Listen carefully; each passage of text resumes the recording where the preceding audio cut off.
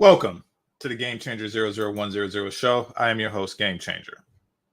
Okay, so I got a whiff of a beef between, a slight beef, I guess, between O'Shea Duke Jackson and Shay Sharday.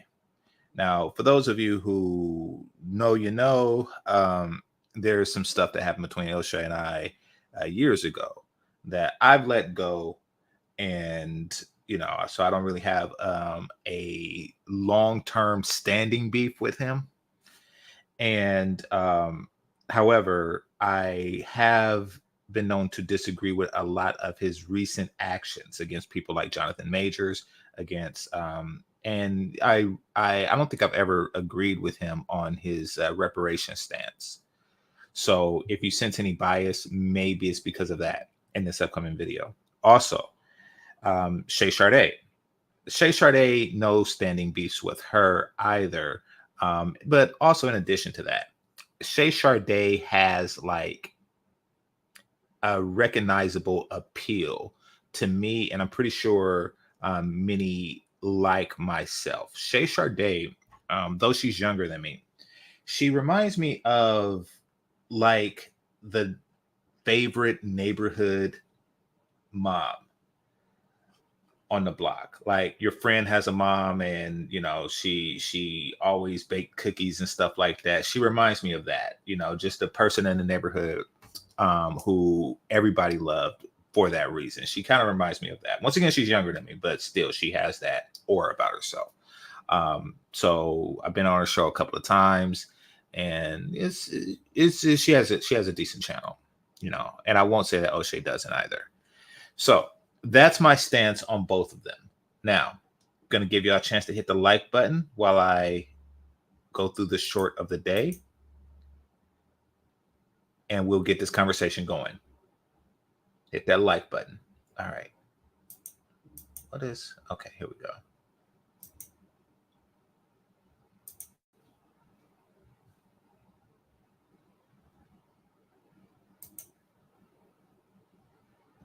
All right. So let me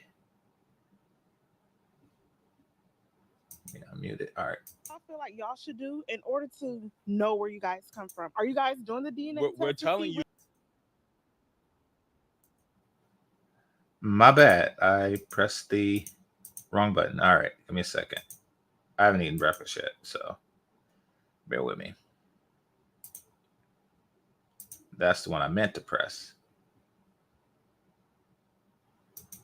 So you are still enforcing us to have to prove to you that we're black enough or we're African enough. We don't feel like we need to do that. Well, then that's disrespectful. How is that disrespectful? Because you don't even want to try. Y'all not even taking the time to talk to us without criticizing us. We're weak, we're lazy, we don't fuck with them. The fact that you didn't want to do the DNA test, the fact that you didn't want to do this is showing how ignorant you are. That's what we I'm ignorant because of that? No, that's you sound ignorant. Get the fuck out. What do y'all feel like y'all should do in order to know where you guys come from? Are you guys doing the DNA test? We're telling you.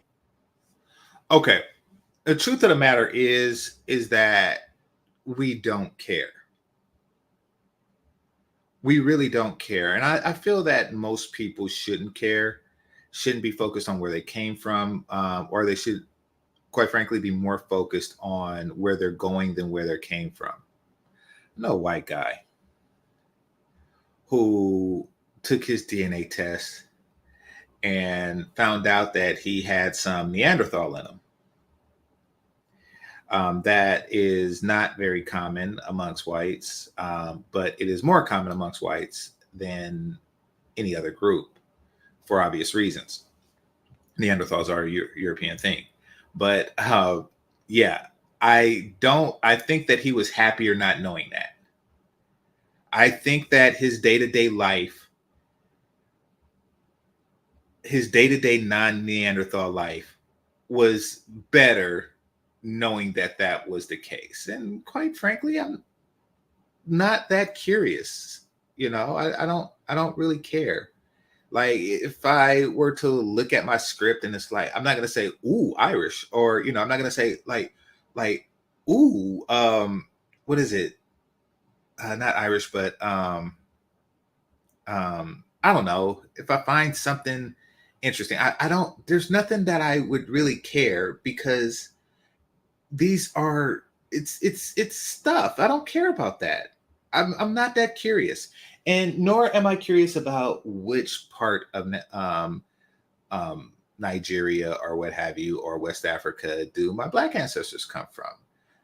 I don't care how much Indian in me I have. I genuinely don't care. I had a free, because of the raffle, I got this free test. I didn't take it. And it's not that I'm afraid to, or I'm afraid that I'm going to find out something strange. I really just don't care. Now, I probably take one, for like medical screening, like, am I prone to this or that? But outside of that, I like, ooh, Yoruba, I don't care. Like, ooh, Jamaican, like, it's not something I truly care about. But the reason why she wants us to care, and the reason that she feels that we should care, is because she wants to know how much she should F with us. Point blank, period.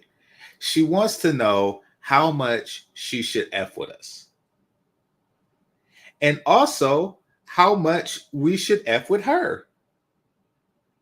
She wants to say that if she's interested in a guy or business partner or what have you, she wants to be able to say, hey, wait a minute, you are 43% my tribe, you need to approve this loan type stuff. That's if she wants something from us. If she wants to, basically, she wants to have a validation for interaction.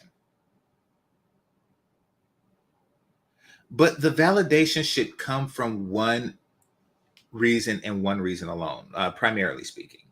And that is if the person is valid. If the person can benefit you as you benefit them. That is the only reason that two people should work together. I mean, of course, when you have a multitude of people where you can have a mutually beneficial relationship with, then you want to pick the one that is in your own tribe. But that's not the case here. That's not what she's edging for. She's edging for advantage in dealings with others, whether it's romantic dealings, whether it's business dealings, is that she's edging for advantage over those who may have a superior attachment, that she can have a superior agreement with. For example, because what I just said kind of got convoluted. All right. So say you have two people, right? Two people, and they both want to be plumbers. They both want to receive a plumbing contract for a building. Now, one of them is your people. I'm not going to say whatever people this is. One of them is your people. If you're Irish, they're Irish. If you're Italian, they're Italian, et cetera, et cetera, et cetera. And the other one is other people. Now, if they both come with the same offer, same reputation, of excellent service, same costs, then you go with your own. But if one of them comes with a superior offer, what a lot of people like her and other of these FBA types, they want you to take the inferior offer for ethnic solidarity's sake versus the superior offer versus your sake. And I'm not with that. That is how hustling begins. And nobody's with that, not even the let's just say super class that exists here in the US. Not even the majority people. They don't do that. Why do you think they hire immigrants? Why do you think they hired us? Best job for the best rates. I mean, that is what it is. It's not rocket science, people. Hit the like button. All right, let's see what we got here in the chat room. What's going on? What's going on, Gullah? Let's see. 95% of them have that DNA. I did not know that. Okay. I don't want to be cloned. I do. I would love it if somebody cloned my my body, and half my age, and then put my current wisdom and knowledge that I've gained over the time that it took, over that period of time, and put it into my younger self. I wouldn't object to that at all. And yes, I would pay for that. And if I got reparations, I would buy that. Yeah. Really think that's, yeah. Yeah. Why wouldn't you want to be cloned? That's weird. All right. Let's see. What else we got here? Oh, you're talking about they clone Tyrone, like they own the clone and they do weird. Yeah, no, I get that. Okay. All right. It says, yeah, all that DNA testing is for those companies to collect DNA for free and make slaves for the future of, okay. I'm, conspiracy theories are theories, and theories are worth investigating. So yeah, I can't prove a negative. All right, so there we go. All right, now let's get into the beef of what happened. So Shay Sharday did an interesting video about reparations, and she was, in my opinion, she was reasonably neutral, and she didn't have anything bad to say. She's neutral as she always is, especially when it comes to affairs of men. In my experience, and she could correct me if I'm wrong, but she doesn't feel like it's her place to intervene too heavily between affairs of men. And I think that she really classifies this as that because the people on her thing were men. So yeah, that's her stance, and I respect that. And then Oshay had some pushback, and we're going to get into that. I actually seen it in reverse order. So let's see. I actually don't. I'm going to watch it again in the order that it happened. So basically, because Oshay responded to her thing, so you'll get like a fresh reaction from this. Really, all of this stems from a post that she did on her page, where she was responding to Oshay's post about her. I was like, wait, Oshay had something to say about her. So let's get into that. Let's see. Okay, it is entitled "Why Black American Reject Cash Reparations," and I do too. So here's what Black people are saying about reparations. Bro, reparations are for okay. Black people need to just stop being lazy. I have no sympathy for anybody. You get what you deserve. Black folks as a whole mentally will kind of money that's given directly. There has to be some type of structure to it. We've been dealing with economic situations for a long time and making ends meet and doing something with nothing. So many of us are not going to squander the money off. If you start getting, let's say every Black person in America will get $10,000 next month in January, that be broke again on January 15th. It has to be organized. You cannot give his money right now. Now, if people want to get their reparations and squander it off, let them do it. That's going to circulate in the economy anyway. But not into the Black economy though. It's going to go into back in the corporate system. But they'll get right back up. They'll give it right back to everybody else. Now, the person I was interviewing, Tariq Nasheed, he brings up a good point. And he says it's not going to go back into the Black economy. That's because there is no Black economy. Here's a homework assignment for you all. Go to your local Black Chamber of Commerce and tell me what you see. Email me what you see. I'm going to predict what you will see. A bunch of Black people, primarily women, who are not talking about the businesses and things like that they are starting. They're not saying, okay, you have this company, let's do business together. Like, you have a wedding chapel and I am a florist, so let's do business together. It's not that type of party. You know, you have a donut shop, I have a milk factory, let's do business together. And I'm just throwing stuff, I'm just throwing crazy stuff out there. Like, you know, you have a peanut butter farm, I have a jelly farm, let's do business together. It's not conversations like that, at least not in my experience. What it is it's a bunch of people, Black people, who are saying, and it's funded by somebody else. It's sponsored by like a credit union, the local banks or something, you know, because they're advertising their wares too. So, and then they're getting together and they talk about stuff that they receive from the government. For example, congratulations on Sasha. She just received a grant, you know, from the local mayor to teach young colored boys ballet, you know, because they were able to convince the mayor that, you know, if they'll stop gangbanging if they knew ballet. It's something. It's always something like that. The government gives them money. They, of course, take a portion of that as part of their salary, and then they start up something ridiculous, and it's always something almost completely useless. It's something that's almost always completely useless. Because keep in mind that there was one politician that said Black people don't have computers in their home.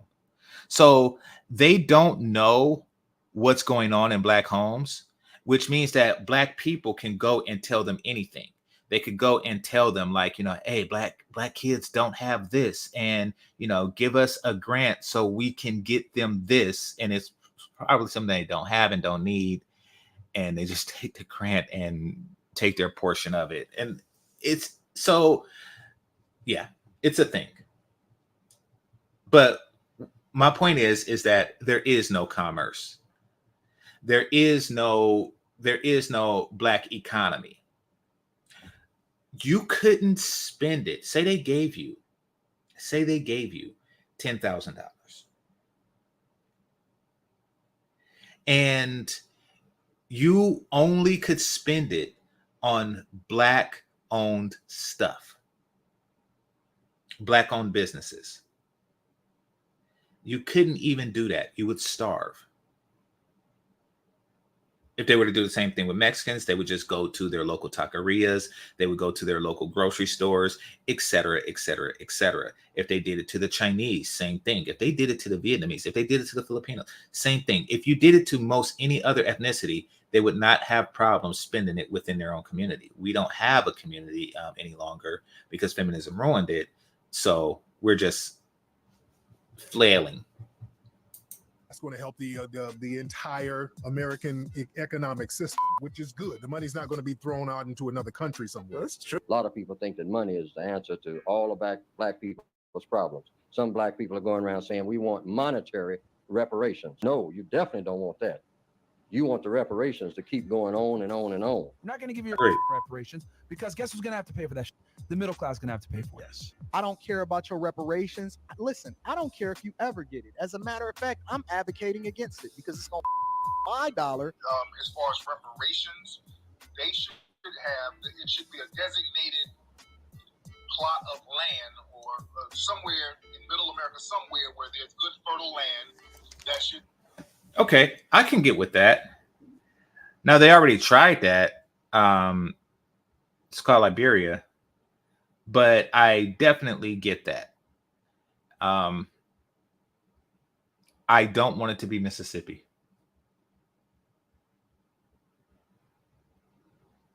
If you gave me Mississippi, I'd give it back. But outside of that, yeah. I could get behind something like that.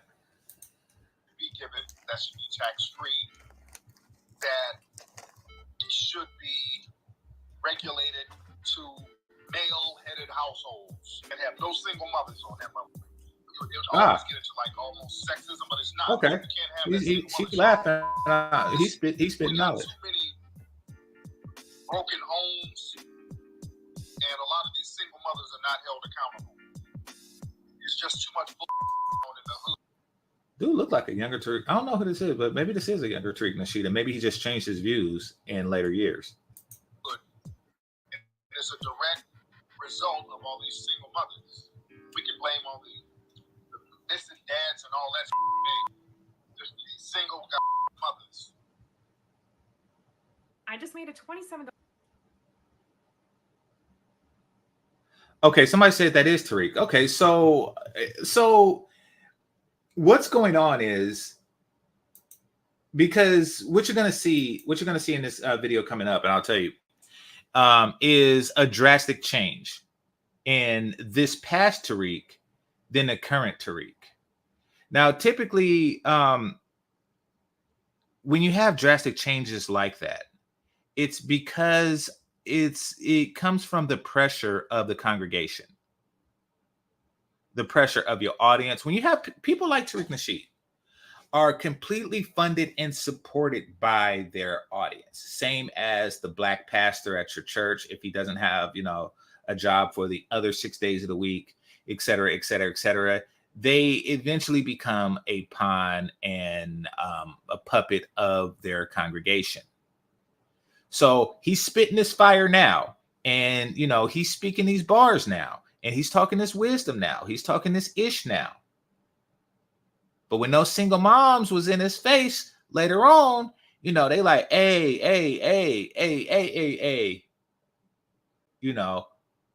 why don't you go back to being a Mac, and we'll go back to breaking you off from time to time if you speak to our favor.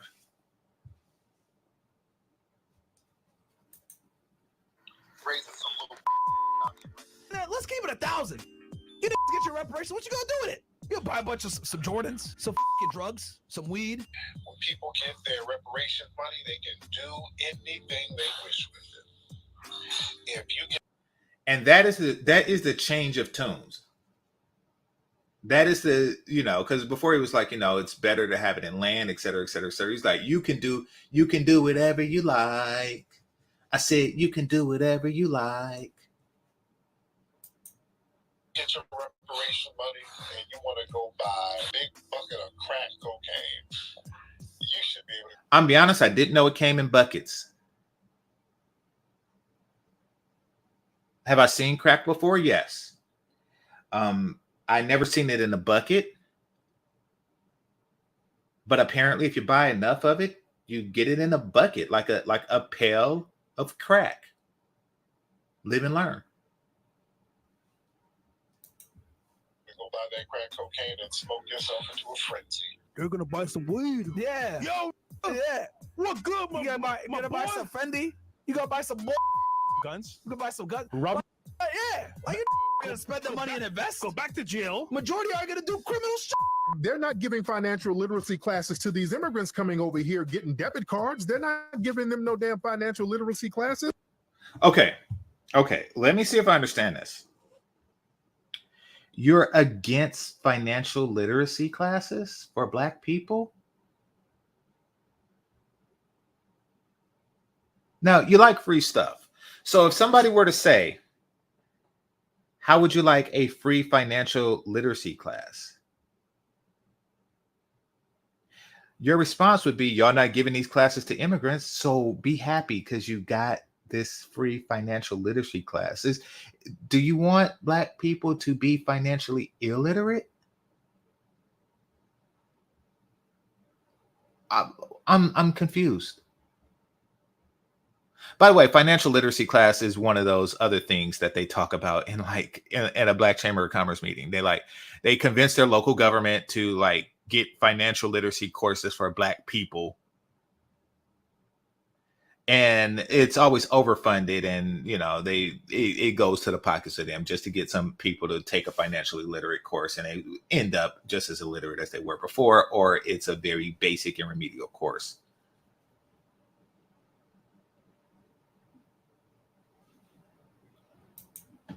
Listen, it's probably you're probably right. And it probably they're won't just giving them money. No, but give us the money too.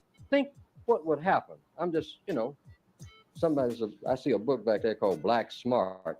Okay, what would happen if the racists decided tomorrow they're going to give every non-white person, black person in the Northwestern Hemisphere $5 million as payment for all those years of slavery and segregation, et cetera, et cetera, et cetera. I have repeatedly said I wouldn't want to be nowhere around those black people. I would take my little money, but I would run and say, hey, where did where are those black people that got that money? Say, well, they right around here. Well, I want out of here. Why? We would be dangerous. We'd be dangerous to everybody. I can hear the screeching tires going around the corner right now. Everywhere. I mean, limousines, black person in the back seat with a white chauffeur, got 2 9mm shooting out of both windows. Right. Too cold with it.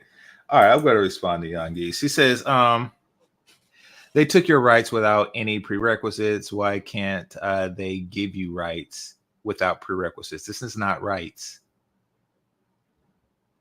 This, a lump sum of money is not rights.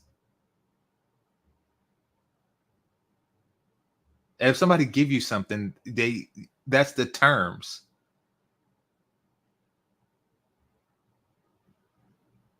Yeah, I mean, if a parent give you money and tell you don't spend it on candy, then that's the terms of them giving you money.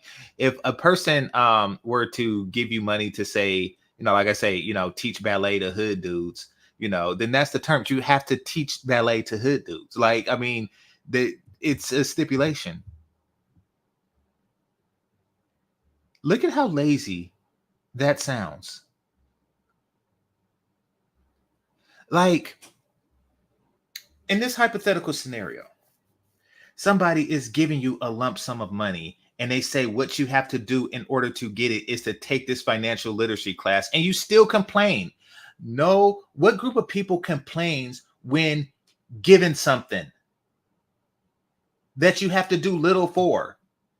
And the little that you have to do for it is likely, possibly to your benefit. That is weird. That is weird. That's like if I'm giving somebody $10,000 and say, hey, yeah, come pick up this $10,000. Oh, I got to come to your house? It's like, what? I got to come to your house to pick up the 10. Like, are you insane? Are you insane? See, that's the thing. We as Black people have been given stuff for far too long that, okay, there's a reason that you don't feed the dolphins directly.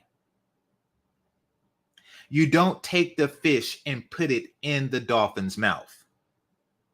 Same with most mammals, in captivity, but nevertheless, it loses all sense of hunting. They're like, okay, if we do this, it's going to not be able to catch its own fish in the wild. And the truth of the matter is, people who were raised in welfare and people who have been on welfare for a significant period of time have a very difficult time competing in the wild. Why? Because they have been given stuff for far too long. Like these young boys, and this is tragic, these young boys who, don't have the same access to these government programs because they don't have the same access to their children, they go into adulthood confused because they grew up and they were groomed in a world where they were just given crap. And then when they're thrown into a world where they have to go get their own, they're confused. They don't know how. They don't know where to start. And that's why immigrant populations are outpacing us by a wide margin. It's because their men and boys weren't gifted anything. They understand at a very young age, that for one, they're going to grow to have to hunt for theirs. They're going to have to get theirs. Oh, crap. It even said that in the opening monologue of the movie Departed. Jack Nicholson, before he quit acting, Jack Nicholson, he even said, there was a time when an Irishman couldn't get a job, and he said, and then 50 years later, we were in the White House, talking about John F. Kennedy. And then he said, and that's what the N-words don't understand. Nobody's going to give it to you. You got to take it. Man.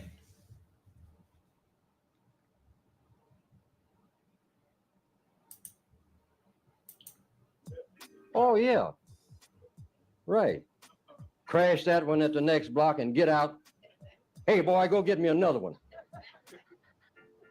Shoot about 5 people while he's standing there waiting. I'll kill a nigga for him. Yeah, that's the kind of mentality we have. I don't care where you were born. I don't care where you come from. I see immigrants coming over here every day from third world countries, outworking you, outpacing you, and making you look bad.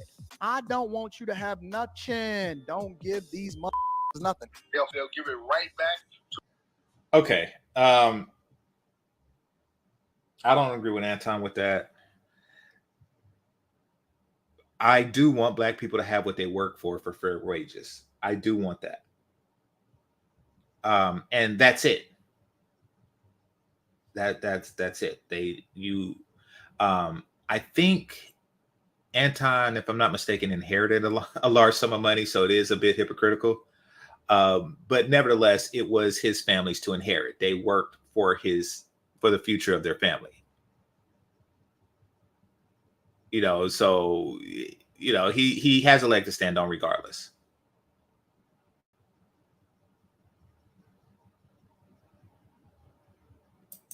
To everybody else, going by June, going by in 15 days. Just like lottery, exactly. Just like lottery winners. Most lottery winners. Dang, he really changed his tone. His congregation got into him. His congregation got into that ass. They were like, listen, blah, blah, blah, blah, blah, blah, blah, blah, blah. They got deep. Ta-da-da-da. They got deep into Tariq, like, nah, because he changed his tune something weird and they made him grow his hair. They got into that. Yeah, there should be reparations, but there's a way that we need to do. Whatever amount of money you get, if you turn out to be a champion basketball player, or you get a TV show like Oprah Winfrey, whatever amount of money you get, hit the like button. Count on one thing under the system of white supremacy: you won't be able to hold it. See, now you'll use it. When you get it, you use it for whatever you can, as long as you can. But why is it that the white supremacists will dominate your money? And so we'll revert to type. Whatever our terrible habits are, we'll do more of it. That's the reason why. So our minds would have to be changed too.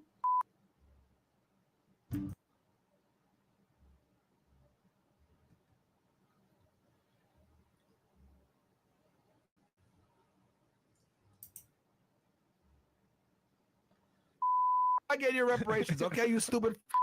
Like, it's not happening, all right? It's not happening. As a matter of fact, not only do I not. Okay, so Fresh and Fit, they like to say stuff for shock value, and they like to trigger people. It's not going to work for them in the long run.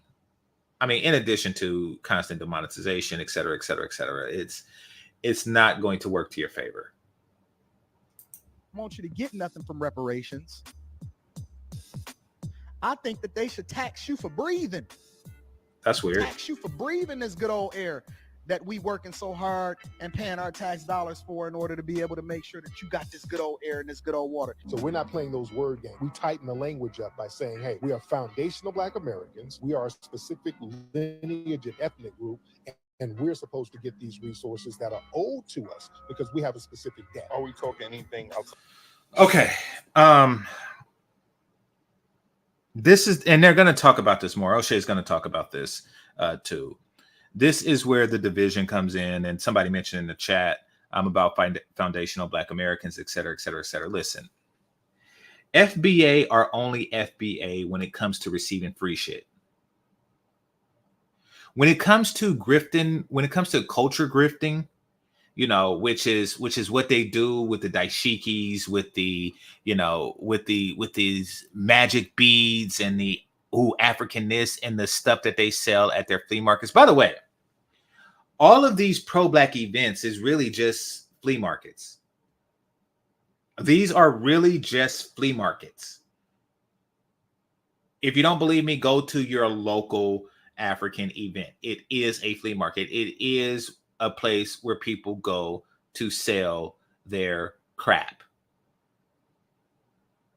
Like, this is the day of cultural, you know, enrichment. Ungamba. Hey, would you like some incense, brother? Would you like some body oils? It's always that. So when they are beating their African drums and stuff like that, it's like, we're all Black people. But when that check come, like, oh no, I want you to make that out to Tariq Nasheed. Yes, that's Tariq Nasheed. Spelled with a Q, not a K. Yeah, there you go. Okay, that is a me check.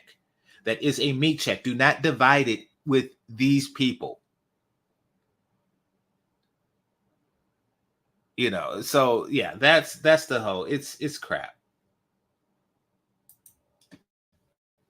Out of money first. That's gonna be the first thing. When we were enslaved, they made money off our ass. They made billions of dollars off us. They didn't get student loan relief during slavery. They were getting money off of us. They were trading us on Wall Street out here in New York. We were the first capital.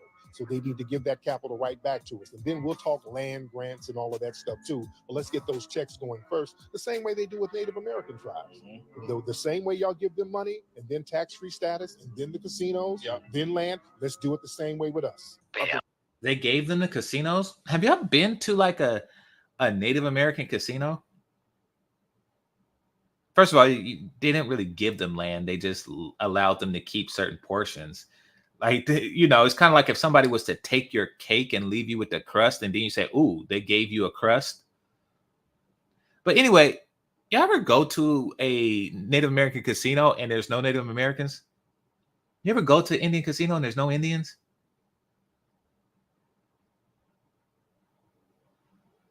No, I could get a job at an Indian casino right now quicker than they could. So I don't really know how the dynamics behind how Indian casinos work. And I know not every state has them, but we do here in California. So, yeah. The reparations conversation. Number one, control of all Black music must only be done through the Black community. No non-African. Why are you asking white people for control over your own damn music?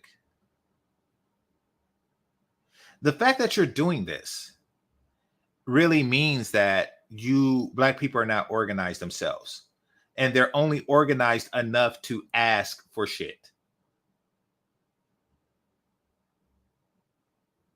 Like Jack Nicholson said, nobody's going to give it to you. You have to take it. If you want control of your music, then control your goddamn music. Only deal with other Blacks, preferably those who don't have a bunch of baby oil. Only deal with other Blacks. If you want control of your music, then only give control of your music to other Blacks in exchange for a fair deal. But he's like, yeah, I want to make it a law that Black people can only deal with each other. And then, of course, that leaves you wide open for misdealings. Because then you're going to have that brother, you're going to have that, you know, enterprising brother that's going to say, hey, you got to deal with me now. You're either going to take this 360 deal, or you could just go to the competition. Oh, wait a minute, there is no competition, nigga. That's what's actually going to happen. And the reason why you want that is because you want to be that dude. African can control our music. That has to change. We own our own music because music is one of America's leading export industries. Take back ownership of our music. Oh, then America is doomed. then America is doomed. Because really, that's one of our leading export things. Okay, here's the thing. If and this is just from a socioeconomic level, and I don't know if what he said is true. It probably isn't. But if you ever find yourself in a position where any type of entertainment is your number one export, then or one of your top exports, you are going to lose a top export very quickly. Music is very, very, very contemporary. Really, entertainment is very, very, very contemporary, meaning that, one country may find, or, the world may find this country's form of entertainment, the best. But then 10 years later, it's another country, yeah, they like our Star Wars. They like our, they like this. They like the Marvel movies, et cetera, et cetera, et cetera. But Game of Thrones, isn't that like primarily done in England and stuff? Stuff like that shift. What was that show? Dang. Squid Games? Stuff shifts all the time. Yeah, but he's saying that, okay, this is something that our community does that the world loves. And if that is it, once that shifts, we're stuck. Music, take back ownership of our inventions. Next on the list is all the confiscated lands. We had hundreds of thousands of acres of land stolen from us between. Oh, wow, that's a lot of land. 1865 and Malcolm's assassination in 1965. We need to put together a research team that's going to investigate all the land that was stolen from African people and return it back. Since most of our people are dealing with homelessness, we have the highest homelessness rate in Black America since the 60s. If we can get our land back, that will go a long way to getting a lot of our single mothers and their children off the street. In addition to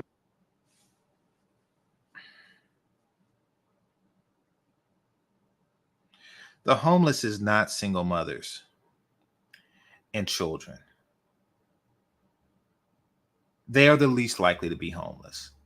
But let's just go with this let's just go with this for a second, right? Let's just say they give a bunch of land to people who are already homeless. They just say, here, homeless person, here's your land. Will they be off the streets then? Or will they just be on their own streets?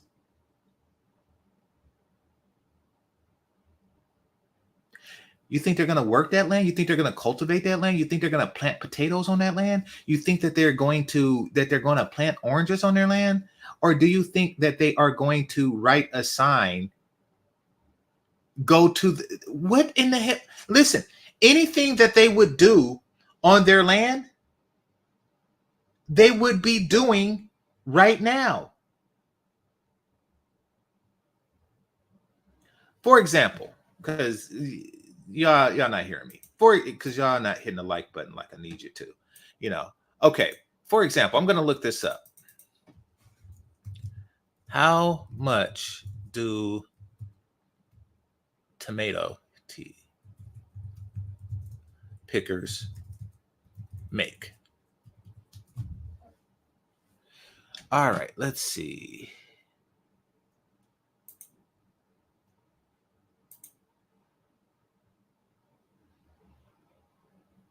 Tomato pickers in the United States makes an average of $55,324 per year, or around $16.93 per hour. Okay, those two numbers don't match.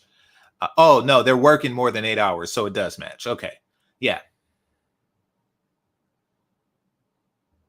Now, anybody can pick a tomato. You don't have to have any particular qualifications or education to pick a tomato. Anybody with two hands, really only one, you just would make half as much. But, anybody with hands can pick tomatoes. You can pick tomatoes. You can pick oranges. They're not going to throw you away. They're not, if you don't have to apply to do these things. You don't have to apply to be an ag worker. You just walk to the farmer with your hands and you offer to pick. But you're not willing to do that, meaning that if it was your own land, you still wouldn't pick your own crap. You still wouldn't plant your own crap. You wouldn't do that because you don't do that, because you're so used to being given stuff. That is the reason for that. Like the homeless stand on the corner and they ask for stuff. You ever take a will work for food? They don't even have those anymore. But they used to have like a will work for food homeless people. They used to have those. But they don't work. That's just their way of asking for money, you know, because they feel like if I show a willingness to work, people will just give me money for free. But actually pull over and say, I got some weeds in my backyard that needs a pulling. And don't they deny you? See, don't they say, no, thank you. And continue to stand on that corner. That is what happens to people who get used to gimmies. So he's talking about take the homeless and put them on their own land. On their own land, there's nobody to grift off of. There's nobody to beg for resources. On your own land, you gotta pick your own tomatoes, and they don't want to do that, not even for $55K.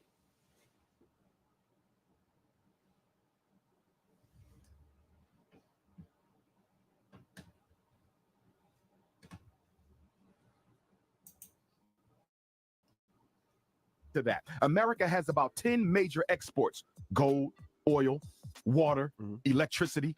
We get a 25% cut permanently. This is perpetual. I'm not gonna fact check this dude, but I don't think that we export any of those things that he just said. I truly don't think that we en masse export any of those things that he just said. Let's take a listen. Now I think sometimes he just, like, I know for a fact that he does, but I think the extent to which he talks out of his ass is just like increasing, it's intensifying. Why is there a rainbow flag in the back? Maybe that's like the Rainbow Coalition. But anyway, listen at this. With homelessness, we have the highest homelessness rate in Black America since the 60s. If we can get our land back, that will go a long way to getting a lot of our single mothers and their children off the street. In addition to that, America has about 10 major exports: gold, oil, water. We export oil?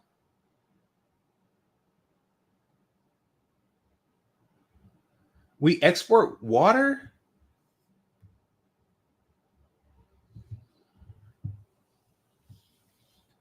I'm wondering who we export water to. So that's weird.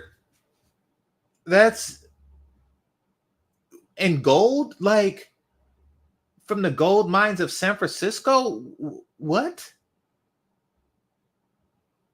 Because the weird thing is, and this he's out there, but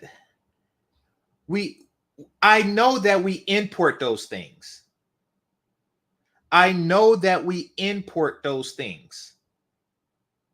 It's nonsensical to import a product and then export that product without altering it. Like, yes, we get oil from, Iraq, and then we export it to what, Mexico? Why don't Mexico just get it from Iraq too? So it's weird. I think he's just making this crap up. Like, who are we exporting gold to? South Africa? Like,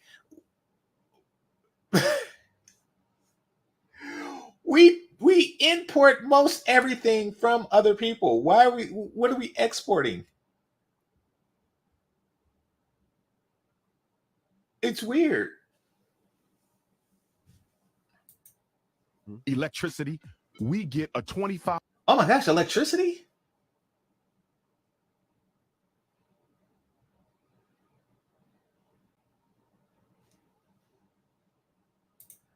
Okay, so explain how that works.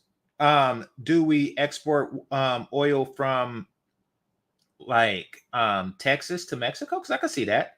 Like it'll be cheaper for Mexico to get its proximity wise to get its oil from Texas. Is that what you're saying? Explain how that works, because we get oil from other places. It wouldn't make much sense for another place to get oil from us as opposed to that other place. So, I mean, perhaps we process it for them. So explain to me how that works, Larry. 5% cut permanently. This is perpetual. Every time America makes a dollar, we get 25 cents of that dollar as part of the reparations payment. Shout out to Negan. Give me half your stuff. He's basically doing a Negan, like, give me 24% or 25% of your wealth. I want you to give 25% of your nation's wealth to 13% of its population.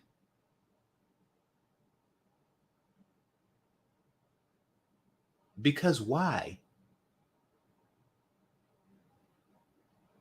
Because why? Well, if you don't, we're going to throw our Nikes at your drones. What? Because why? I don't think they realize how foolish they sound, or they do realize how foolish they sound, but because it makes the fools in their congregation happy, then that's that. Okay, somebody said, really, coal? I would assume that most of Europe get it from their African colonies, but I don't know. Don't ask me how hot dogs are made. It sounds stupid. As anything that precedes, give me 25% of your exported goods, because I say it with a rigorous tone.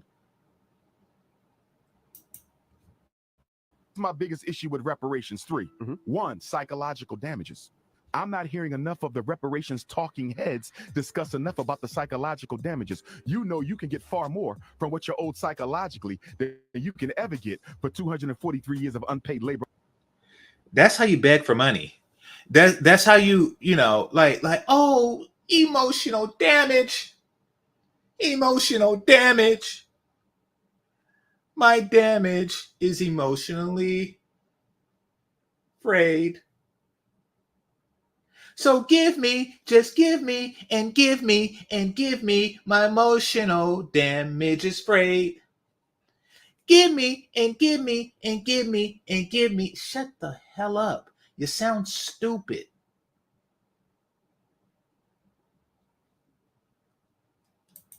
On the plantation. The psychological damage is what affects us the most. Every time you see a black man with a white woman, that's psychological damage. Every time you see a black woman with a blonde wig on her head, that's psychological damage. Every time you see a little black boy or girl. Every time you see a black man with a white woman, that's penis repair. First of all, he enjoys just telling the world that we're psychologically fucked up.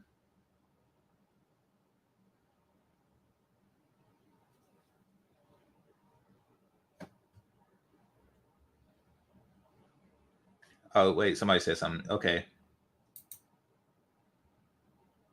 Petroleum to 173 countries and three. Okay, well, live and learn.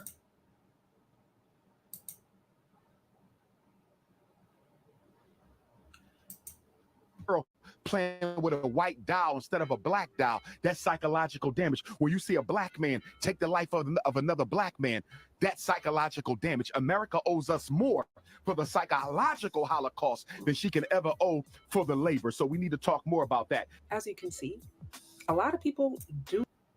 Why does he call America she? That's weird. Do not agree on how to move forward with reparations. And while your average Black person is not opposed to receiving a check from the government, most simply cannot agree on what reparations would actually look like. What are the steps that need to be taken? What would that? Here we go. 243 years of unpaid labor. If there is a 243-year-old person to collect, then by all means give it to them. By all means give it to them. Outside of that, I don't want to hear it. Everybody took an L.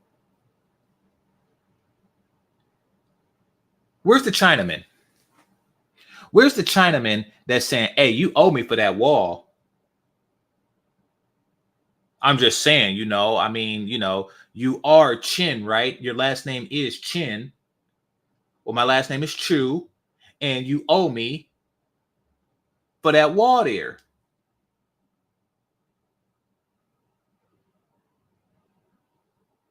Like, what the hell? It's over, you lost. And I don't want to hear this like, oh no, we didn't lose. Listen, if you have a chain around your neck and somebody else is holding that chain, then you lost to the person that's holding that chain. Get over it. Get your own shit. That include? Is it a check or is it a long-term strategy, such as what Neely Fuller suggested? Is it through systems that indemnify the racist structural system, or is it simply through cash that's awarded to those who are descendants of slaves? How does it start? When does it start? How long does it last? What are the programs? What are the qualifications?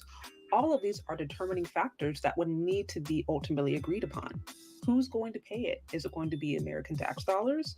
Who's going to fund it? So many different things to consider. Now, in theory, if you want reparations politically, the pathway toward... Yeah, okay. And that's another thing. That's another thing. The official period of slavery in America is 205 years. Up until, listen, no, it's not. I mean, and I understand your sentiment, but no, it's not even that, because America became American like 1776. So it's really less than 100 years, meaning that, if you were born on the day America became America, you can possibly live the extent of all of slavery. You can actually have been born when America became America and died a free man. So what, at 90, like, James Earl Jones, rest in peace, he lived like 93. So yeah, actually, yeah. Yeah, so like, mystery with that is really like 89 or something like that. But yeah, but America as a country, I guess, owes us for like 89 years of it. And then we say the cost of the 89 years is 25% of your shit into perpetuity, into forever. Give me 25% of your oil. Give me 25% of everything that goes out of this country.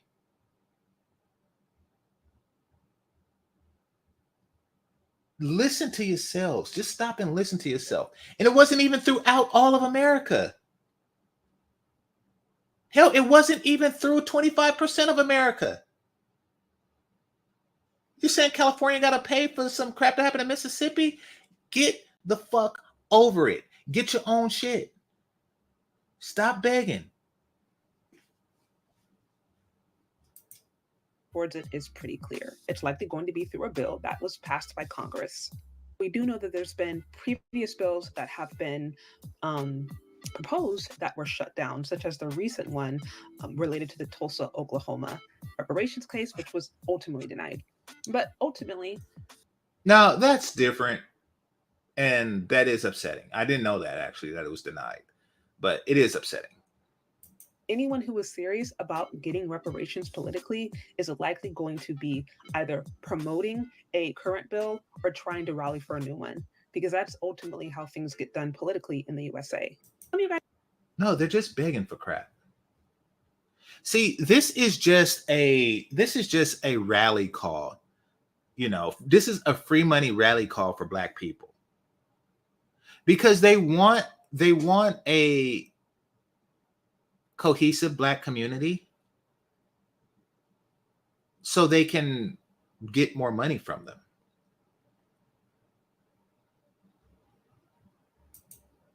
don't want to vote, and that's your right. Now, we do know historically the less people vote, the more likely it is for the Republicans to win. And for some of you guys, that's good enough. Some of you guys, that's your ultimate political goal. But if we don't vote, also, then bills don't get passed. That's just something to consider. And given the current discourse around reparations, and ultimately the fact that there are so many divergent and different perspectives around the whole idea, do you believe that Black America is actually taking the steps necessary to secure reparations for themselves? Are they fighting for it in a way that's actually meaningful? Are they fighting for their due? Because let it be clear, Black America has never gotten anything for free. Any rights we've gotten up to this point have come through us actually having to fight for it and rally for it. It was never given to us on a silver platter. So are we really taking the steps? Yeah, she killed it. You got to earn it. Like, we fought for our freedom. To move forward and secure reparations? Or are we just simply having conversations online and fooling ourselves? What do you think? Let me know down in the comment sections. I love to hear from you. Leave your questions, comments, concerns. Okay, so that's that.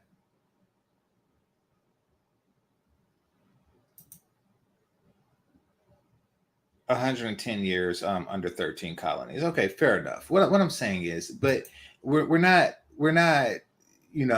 petitioning for reparations from colonials. We're not from Britain or anything like that. And notice how George Washington didn't ask England for reparations because he didn't want to come off as an idiot, and he didn't want history to write him in America like that. But that's here nor there. Okay, let's go into what Oshay has to say, and then I'll end this foolish escapade and enjoy my Sunday afternoon. Okay, let's see. Here we go.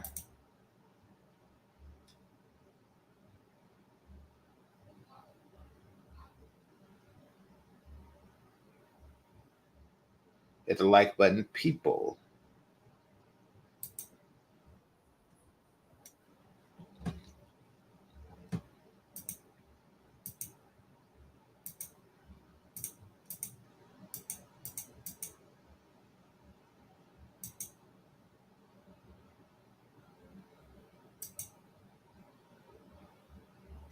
Now, I want to say the title. The title is "She Declared War on Tariq Nasheed, then FBA did this." Now, I know he likes to clickbait, but did anything in that video, y'all tell me in the chat, did anything in that video suggest that she declared war on Tariq Nasheed? I mean, like, he was part of a collection of videos that she made about reparations. Yeah, he sounds like, with that title, sounds like a kid that's trying to instigate a fight. Black community. What do you think about? Do you think about fried chicken? Do you think about gospel music? Do you think about Booker T. Washington? Do you think about Martin Luther King? Do you think about HBCUs? What do you think about when I say the Black community? What about rap music? All of these things can be used to describe certain parts of the Black community, but they don't all embody all the culture of the Black community, because not all of us can be put in this particular box. Even with politics, where most of us vote Democratic, but that's even starting to change. What I'm trying to say is Black people are different, no matter how you slice it. You have some people who are LGBTQ. You have some people who are married. Everybody's different. Thanks for sharing. in interracial relationships, Black people are just as different as everybody else. And when it comes to, let me say, controversial topics like reparations, even we have those who differ on the subject. And that brings me to the content creator Shay Charday. Now, I collaborated with her about 2 to 3 years ago. She reached out to me and I decided to do a stream with her. And recently she's been coming after Tariq Nasheed about the whole reparations thing. And she reposted a video clip of what Tariq Nasheed said some time ago. When people get their reparations money,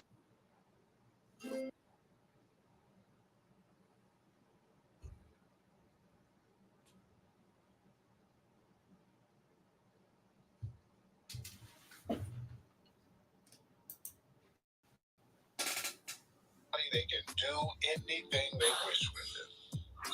If you get your reparation money and you want to go buy a big bucket of crack cocaine, you should be able to go buy that crack cocaine and smoke yourself into a frenzy. So now, as stupid as that statement was, she didn't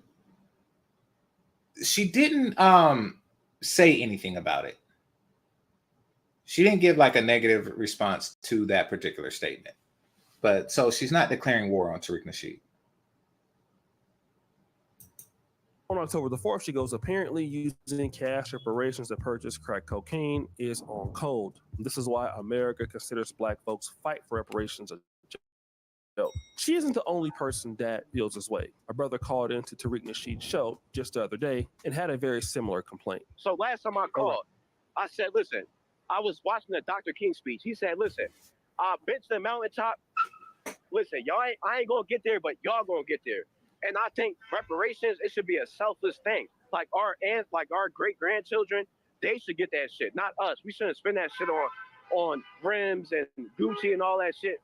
Now let's get into what you're saying about reparations. You think that reparations should go to the grandkids because we're gonna buy rims and Jordans and stuff, right? I didn't personally say that, but I'm saying that we got, listen, a lot of us, like. Okay.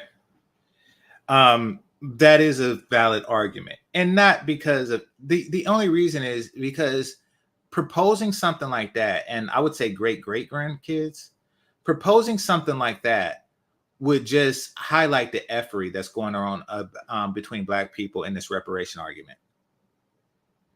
Because basically it's not about the descendants. Like, I mean, your children would also be, descendants of slaves. So it's not about that. It is about gimme so I can go out and buy a bucket of crack or buy rims or buy, a glass house, or a silver car or whatever crap people like to buy nowadays. It's really about that. Like I said, last time I called in here, we got a lot of phenomenal Black people going to do great things with money and the reparations. But I think we got a proportion of us that's going to do messed up things. And, and I'm concerned. Okay, listen, what's wrong if somebody gets a reparations check? What the hell is wrong with them getting rims and Jordan? I will tell you why. Because our ancestors and our great-grandparents who marched in the civil rights movement, they didn't think like that. Dr. King. Dude is spitting wisdom. Took a bullet to the head because he said, look, I'm not thinking about myself. Y'all gonna get to the promised land. They thought selflessly.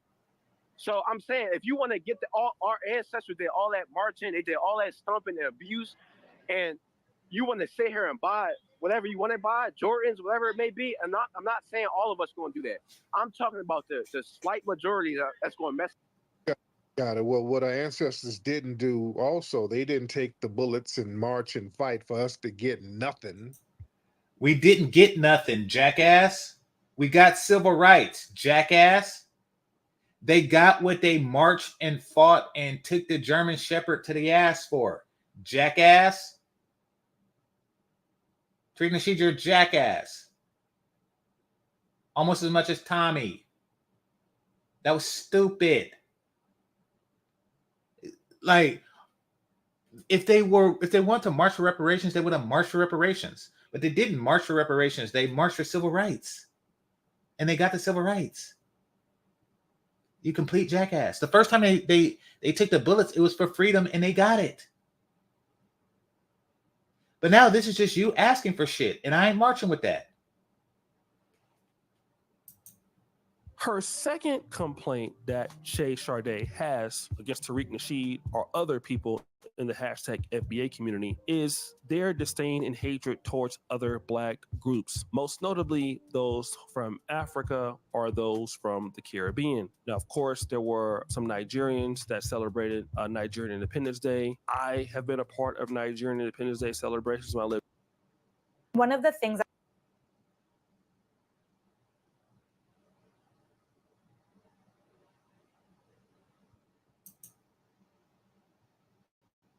in Europe, I had.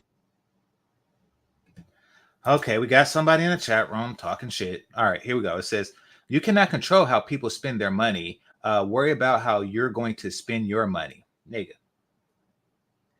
You can control how people spend their money. It's called taxes, motherfucker. That's what taxes are. And I am worrying about how I spend my money. I don't want to spend my money on taxes for begging ass niggas.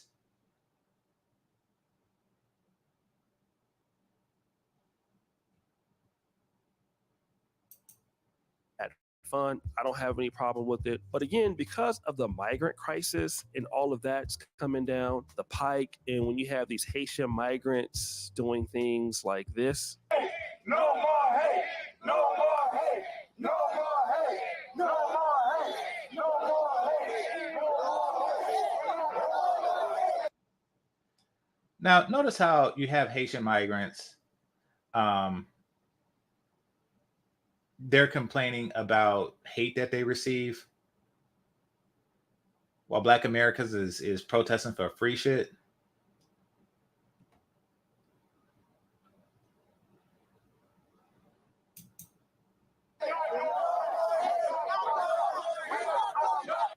No more hate. No more hate. We're not going back. Let's go. Let's go. No more hate. No more hate. No more hate. No more hate. No more hate. We're not going back. We're not going back. We're not going back. I'm be honest, this is not a good look for Haitian people. I mean, it's a better look than just for begging for free shit, but this is not a good look for Haitian immigrants.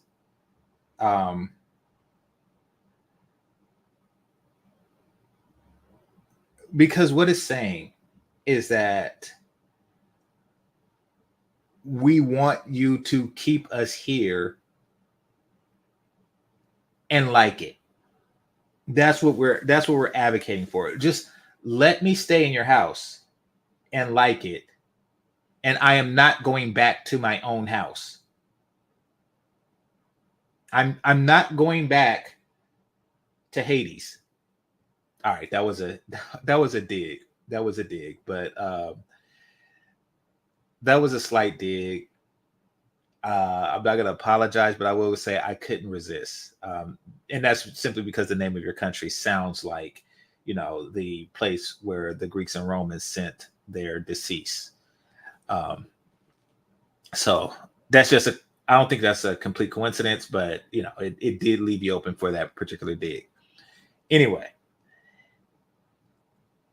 Okay, you're by doing that, you're admitting that you like our country more than ours. You like this country more than your own country.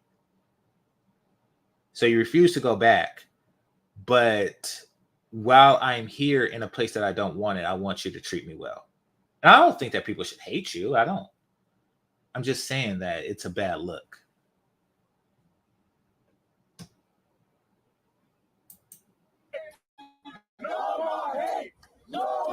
It kind of pisses off certain people because, hey, you're celebrating your homeland, but you're in America and you're able to possibly qualify for the same things that we can qualify as African Americans while still being able to claim your Nigerian heritage. But if we were to go to Nigeria ourselves, we're not able to qualify for those things and it's not fair. That's kind of how some people feel. And she was kind of going back and forth with people about her disdain for folks like that. Now, let's look at some of the posts she's been making. Shay Sharday, celebrating Black American culture is great, but we don't have to disrespect other Black cultures to do it. I celebrate Black culture in all its variety. I'm not here to delineate over silly social media beefs that don't translate into real life offline. Then you have people here, like calling her a goofy ass 304. Then you have this guy, the Great Top Rank. This is why we're delineating there. It's only one Black culture which derives from an American people. We are not disrespecting anyone. We are just calling it how it is, setting the record straight for all of those who are confused. Now, she shared. Okay. Look at how crazy Black people are looking with this whole thing. There isn't anybody that's seriously entertaining this. There are those who pretend, but there aren't really any politicians, anybody in power that's seriously entertaining this whole reparation nonsense.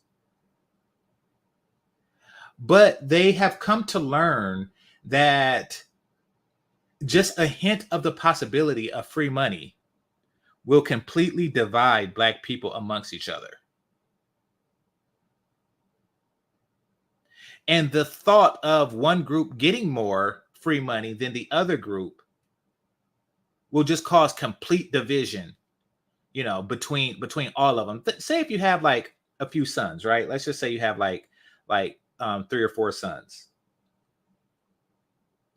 And one day you just did an experiment. So you buy them all French fries, but you get one of them a large French fry and everybody else a medium. Now, what we're talking about is about 10 more fries. And you just sit back and watch them fight over it. Or, in this case, which is even worse, you don't even give them the fries. You just say, hey, boys, I'm about to go to McDonald's and get some fries. Which one of you want the large fry? Y'all figure that out, and I'm going to just go to McDonald's. That's what's going on here. And they're just watching you fight over the crap and laughing their ass off. A very controversial message from a Jamaican brother who decided to comment on this beef between FBA and the other parts of the Black world. Big up, Twitter, what up? Twitter, what up, man? Andre Guns here. I make videos all over the internet and all over the place. You know what I mean? But this is just for Twitter. This is just for Twitter. First and foremost, let me say this. I love my Black American people. I love my African American people, my Black American people. Whichever way you want to identify yourself, that's up to you. I love you guys. Why? Because I'm a Jamaican. I came to America. And if it wasn't for the strong civil rights like MLK, Malcolm X, Medgar Evers, Huey Newton, Harriet Tubman, whatever, I wouldn't be here. So thank you. Thank you to my beautiful Black Americans. Good point. Now, let me specifically. Good point. I don't know if it's entirely accurate in I get where he's going with that. I don't know if it's entirely accurate as it applies to slavery. Let's start there. Because there were free Blacks, and many of them did come from places like Jamaica. If you were free in Jamaica, then you're free in the U.S. That's how that worked. You weren't a slave because you were Black. You were a slave because you were a slave. All of whom just so happened to be Black. But that's how that worked. But as it applies to civil rights, you're welcome. You're welcome. And I think you're the first to do that. The Chinamen haven't did that. And I don't know if Mexicans were classified as white. So maybe they don't have to. But the Asian people were definitely classified as colored. And yeah, I want some free egg foo young. But no, that's reparations. A simple thank you will do. Address FBA. Foundation of Black Americans. This acronym started by Tariq Nasheed. That is literally just an online Twitter-only cult that's xenophobic and is right-leaning to help Donald Trump get elected. Okay.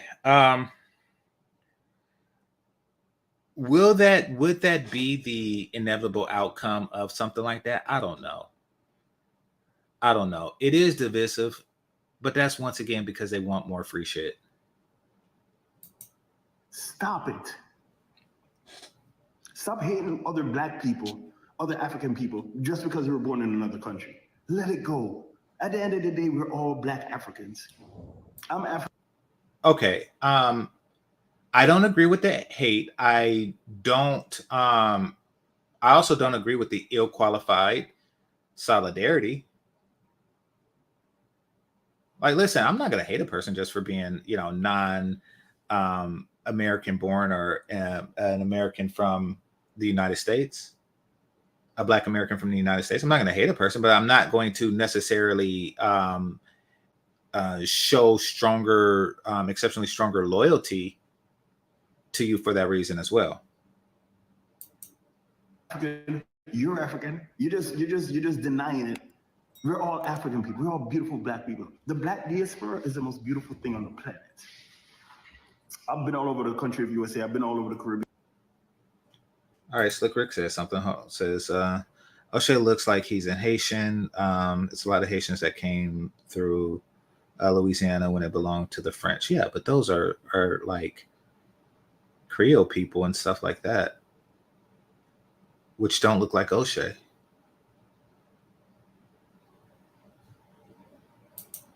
We've been all over Africa, been all over the world. And Black people, African people, are the most beautiful people. We're literally the same. You put a drum in front of us, we dance the same way. Holy crap. The women all look beautiful and gorgeous, nice bodies. No, they're not. You know what I mean? Black strong men. Look at our hair, right? Let it go. Let go of the hate. You're African, just like me. You're not Native American. You're African, just like me, but you're born in America. Love each other. Love each other, okay? Thank you. I'm not going to take too much time. This is just for Twitter. I'm going to go back to work, but I just wanted to say, let go of the hate, right? Big up all Black people worldwide. Big up all African people. Let's all build and connect. Stop the division. This goes to some of them South Africans that hate Nigerians too. Black people, let's all get together and build. I agree with the stop the hate, but, I'm still going to remain focused on who I build with. At the end of the day, we're all African, right? So big up. FBA, let it go. Stop being an online Twitter cult. That's only on Twitter. Let it go. Big up Black people, right? I believe he's saying that the FBA group is being created so they can vote for Trump. I guess that's what he's saying. But to be honest, I can understand that, yes, there is some unnecessary problems online between certain groups that definitely should not be there time to time. And she even talks about it here. I don't identify with the trademark. So from that vantage point, I'm not. And definitely not FBA. So she's trying to say that, hey, Tariq Nasheed is trying to monetize this trademark, which she doesn't want to, basically be a part of. And I agree with that statement by Shay Sharday. And the reason why is because what people like Tariq Nasheed do, and Dr. Umar, is they want to get Black people to rally behind the same banner. Once they get enough of these people to rally behind the same banner, they can then beg for more shit.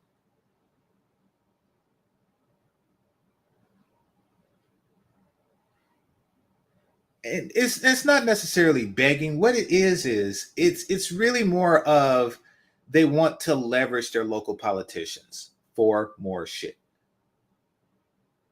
I mean, same as if you are a church leader, or if you are if you are a person, if you're a cult leader, if you are the leader of a large group of voters, then you have certain leverage over your politicians.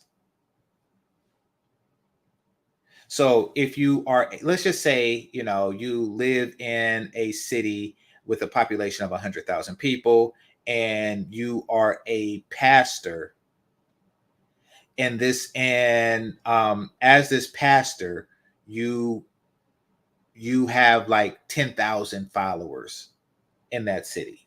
You know, it's a huge mega church and something like that. You can actually just go to your politician and be like, hey, I can get 10,000 people to vote for you or against you. What's in it for me? That's what Tariq Nasheed wants. They want to say, listen, I could get this number of people to vote for you or against you. And that's all this is. That's all this FBA, this pro-black rallying cry is. It's so the leaders of it can leverage a mass vote for or against politicians. So politicians have to negotiate with them personally. Now, it's typically for, you know, what appears to be the gain of, you know, of the organization, but it's largely the gain of the leaders of the organization. Like, okay, I got a church and I'm looking to open up a battered women's shelter. And in addition to you paying for the shelter, you will also lend support for every woman that we shelter in this shelter. Read money. So it is a thing. You know what?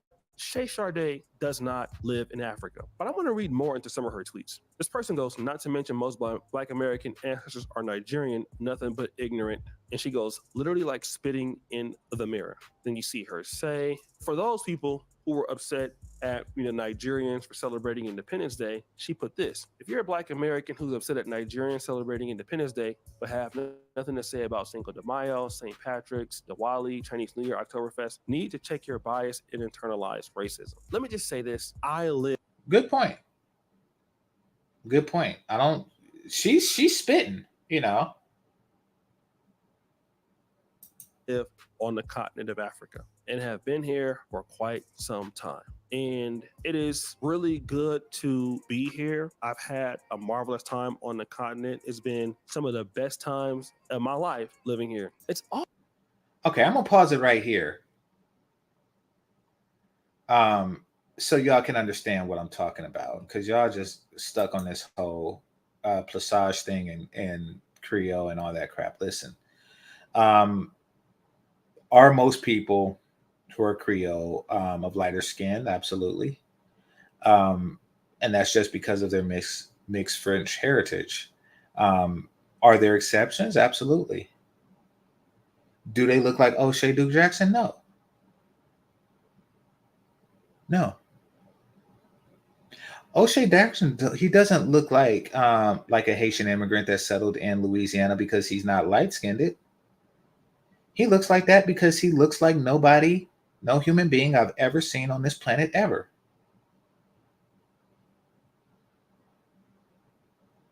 He doesn't look like he's from anywhere at all, ever.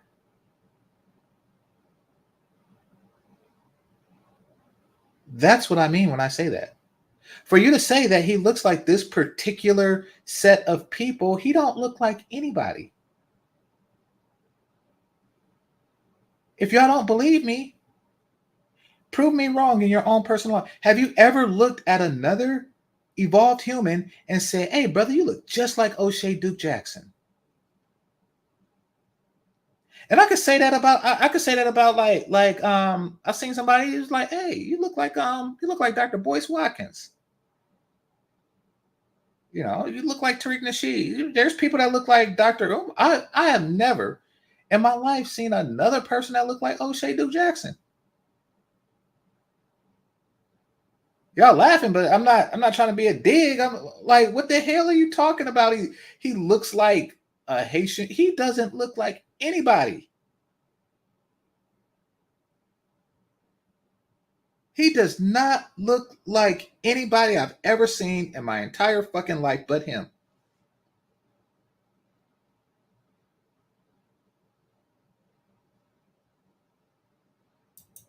Also been some of the worst times of my life living here. And although I don't always share that, I would like to share part of that today. And most of us from the African American community, of course, we make mistakes like anybody else. We are not perfect. But one of the things is there is so much pressure on us to try to work with the rest of the Black world or the rest of the African world. And nobody delineates more than Africans.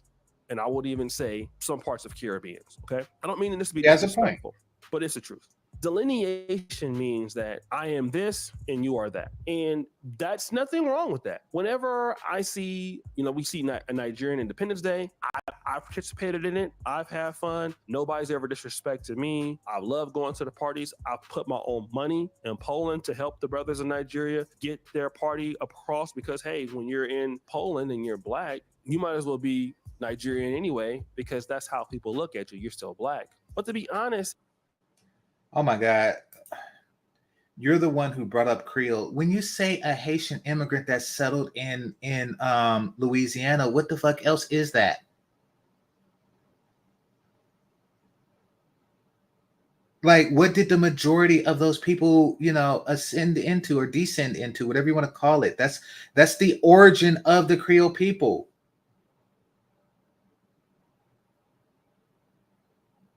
Largely.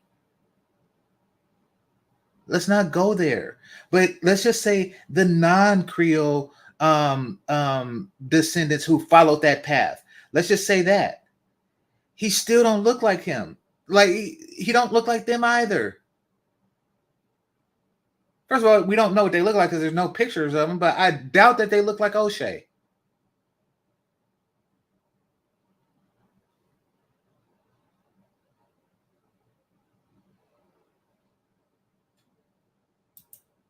is I've noticed that there's so much pressure on our community to work with Africa.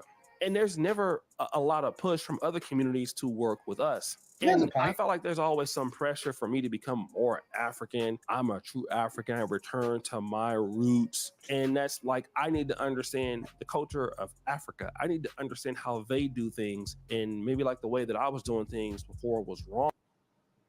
Why don't they put the basket on their fucking head? Put the basket on your head. Put it on your head. God. What kind of African is these broads? You see this crap? You see this crap? Put the basket on your head. Piss me off. Damn it. Y'all see crap like this, right? Look at how they holding it with their hands. If you put the basket on your hands, on your head, it frees you up for other stuff. I look at Africans with stuff on their head, whether it's a bowl of fruit or laundry or something like that, and I say to myself, that is some clever shit. But you have to be a certain type of woman. You have to be a certain type of woman to walk around with shit on your head. You have to have poise. See, that's why they tell the models to put a book on their head and walk a certain way in order to master balancing that book on their head.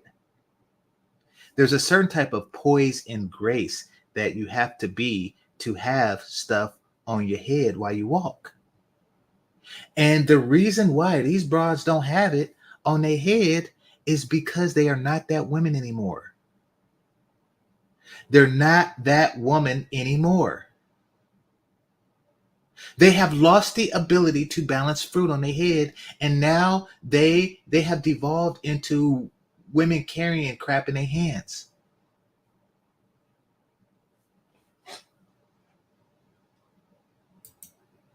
wrong and I need to somehow prove myself into their society when, See, you can end up getting. See, look at this. Look at this. Look at this woman. Thank you. Thank you. Look at this woman.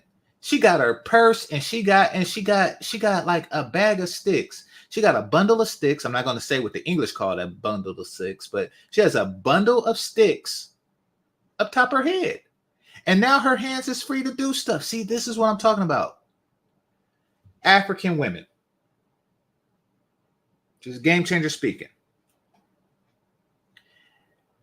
Never lose your head balancing ways. For one, I'm going to tell you, maybe not in her case, but that shit turns me on. And for two, it's part of your roots. Used like that, and it's always, in my honest opinion, not what the rest of the African world or the Caribbean world can do for each other or for other brothers and sisters, but the pressure that is mounted is what can we do for everybody else, and while everybody else gets to keep their own lineage. Again, when a Ghanaian does good in school or in college, or a Nigerian or a Haitian, and I support all of that. I mean, I love our brothers and sisters. It's Haitian excellence, it's Nigerian excellence, it's this and that. And of course, we can't participate in these things, and we understand that, and we still root for them. We saw that delineation during the Olympics with some of the Jamaican people, right? And I'm going back and forth on Twitter. And the reality is that you always are paying a cost. I live here. There's so many people that can help you and they don't, but they want your help. This is not everybody, but hey, if you're not the right tribe, hey, they'll come into whatever you got popping. And when it comes to whatever they got popping, they can keep you out of it. Well, what do you call that? It's called delineation. And yes, there are Africans out there who are willing to give brothers and sisters, let me just say, some level of parity. But I live in Africa. You don't get parity. Okay. In the perfect world, maybe Shay Sade has friends that give parity. But I can tell you, living on the continent, going to a lot of African countries, spending a ton of money here. She, like me, is not really saying that there should be parity. She's just saying that they shouldn't be hate. These are different things. You wouldn't be there if they hated you. In doing things, you're operating at a disparity because it's you trying to work with the Black community everywhere. And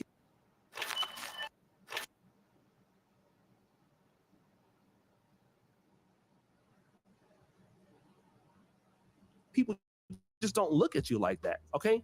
It's hard for this whole idea of Pan-Africanism to sometimes come about when people look at each other as, not even Ugandan, but I'm from Uganda, or I'm from Nkole, or I'm a Choli, I'm Etisolt, or something like that. That's how they view themselves, right? Not even as a one full person. And so you're a person, that's trying to come in and maybe work with them where they're at, and they look at you as a Muzungu, as somebody's white. And then when they come to America, it's, hey, they're not there for you.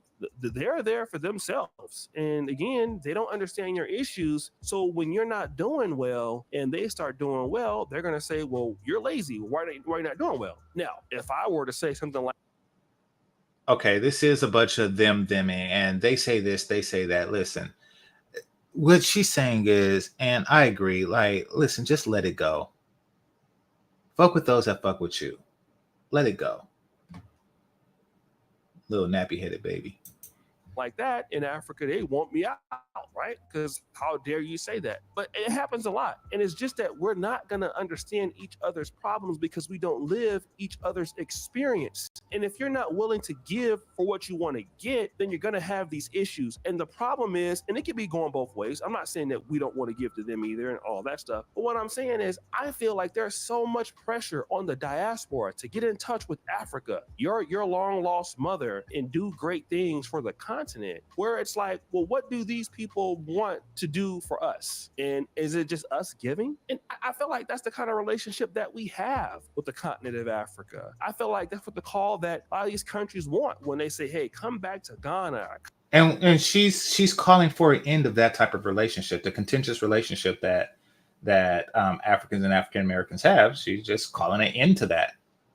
And this whole FBA thing doesn't help with the goal of calling an end to that. So I'm with Shay Sade on that. come back and do things in Sierra Leone. Sierra Leone is probably the only one that gives you some level of trying to establish yourself there, but not much. Ghana's not doing it. It's all about what you can give someone else. And I just think that at a point, we're all black and, we have this and we all come from the same this or whatever. In theory, it sounds good, but why do black people feel like they're not getting that from the other blacks around the diaspora or around Africa? Because they work and we beg for shit. You're not going to get respect of any other ethnicity if you are the race of beggars. Because nobody's going to welcome you in because you're that group of people. You're the person that comes to the barbecue and don't bring shit. You don't bring no sodas. You don't bring no napkins. You just come to eat the free shit.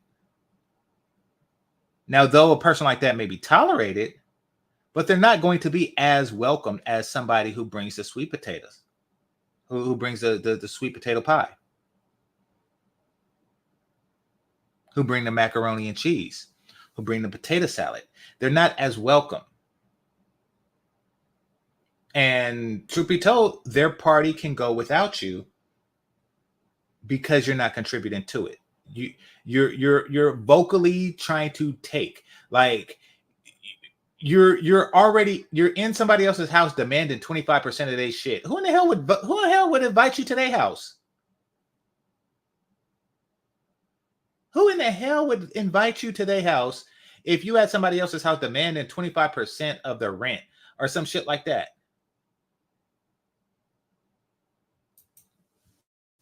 If they did, you wouldn't see this thing, okay? Or vice versa. It could be different on the other side. And the reality is just that we are not giving each other enough value, and that's why you see the situations that we have now. And again, in a perfect world, what Shay Sharday wants to say that the division is not really there, and I'm here to tell you the division is there. The division is there and it's big time, okay?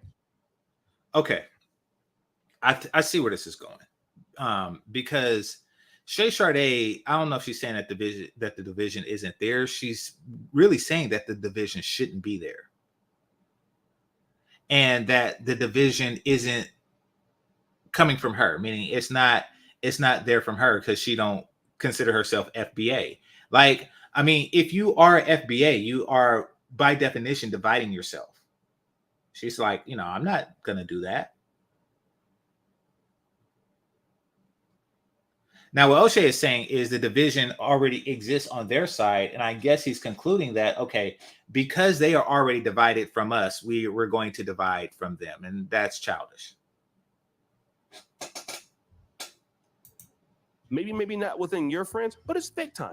I go all across Kenya. I'm in South Africa, and leaving us out of it as blacks. You have border beefs all the time between African countries. I don't even want to name them out of fear for my own safety, but it's there. And I'm talking about those border beefs in certain communities, whether it's the East African communities or if it's in ECOWAS, without us even being present, and it's there. So this whole idea that we're all black, we need to work together. You can only work together if there's an incentive to work together. And right now, in the Pan-African world, there's just not very much incentive amongst blacks. So that's why you start getting delineation. Because if something only benefits one group and not the other group, then why are they working together?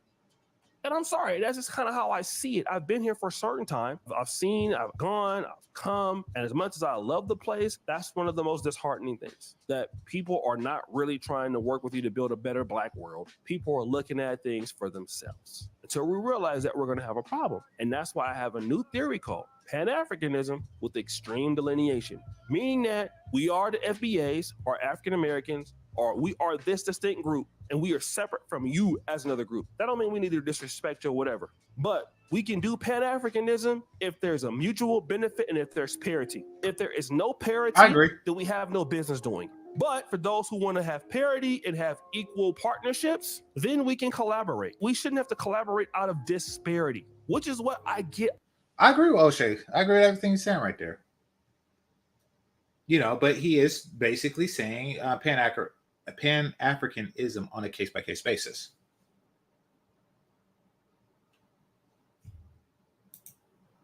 A lot on the continent. And it's sad. I've talked about it on my other channel. Nobody wants to feel used. And that's even for the African brothers. If they're given to the community, to our community, and they feel the same way, it could go both ways. So guys, what do you think? It's your boy, Oshay D. Jackson, back at it again with another episode here. First of all, you just heard the bell. We're out. All right. So that's that. That's Oshay's take on this whole exchange. What do y'all think? I guess we'd go from there, but let's see some comments. It says that's not what Creole means. Look up the definition. All right. Creole, I believe it just means a person of mixed European and Black descent, especially in the Caribbean, which is really the definition of mulatto.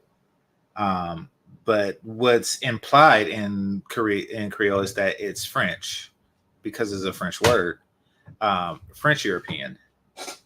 But nevertheless, Oshay doesn't look like he's a person of either mulatto or Creole. But it doesn't matter. Like, to say he looks like anything or anybody from anywhere is an inaccurate statement.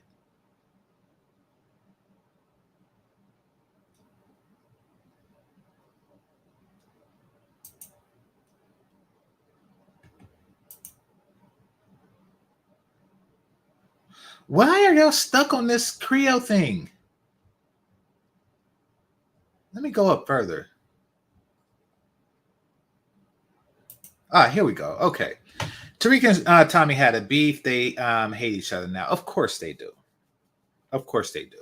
And I'm going to talk about these personality types that go on in these space. I've experienced it from Tommy directly, because that nigga is... Basically, there's a lot of, dick swinging going on here, from little dick people who are trying to basically outdo each other. So Tariq Nasheed made a video, called Hidden Colors. I don't know, 1, 2, or 3. They all is just a bunch of mama umbu jabba, it's all that crap is really. But anyway, he made one of those videos, and to promote his videos, he was using Tommy Sotomayor's congregation.